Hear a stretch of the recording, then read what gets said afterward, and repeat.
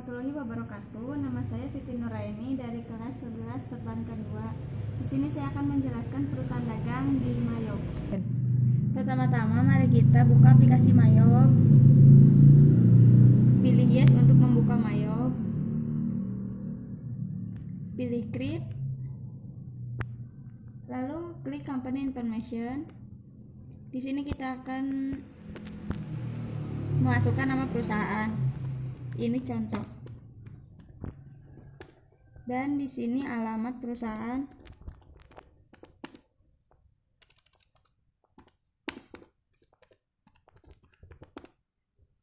Phone number diisi jika ada, jika tidak kosongkan saja. Next.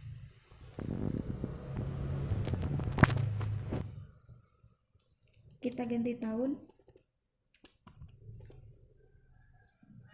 Next. Lalu isi akun list, pilih nomor 3. Next.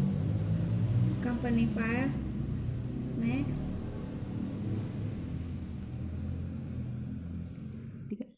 Klik comment center.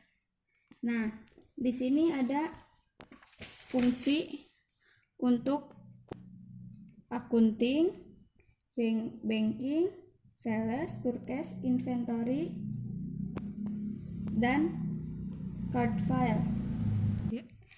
Nah, di sini ada akun.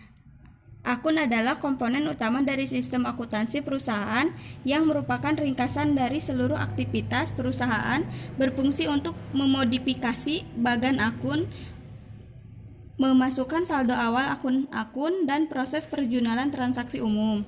Dan di sini ada banking. Banking berfungsi untuk mencatat transaksi pengeluaran dan penerimaan kas seperti tagihan-tagihan dan sewa dan beban sewa, listrik, telepon, pembayaran gaji, dan lain-lain. Dan di sini juga ada sales. Sales berfungsi untuk mencatat transaksi penjualan tunai atau kredit. Penerimaan pembayaran piutang dari pelanggan mencatat retur penjualan sekaligus penyerahan uang kas kepada pelanggan.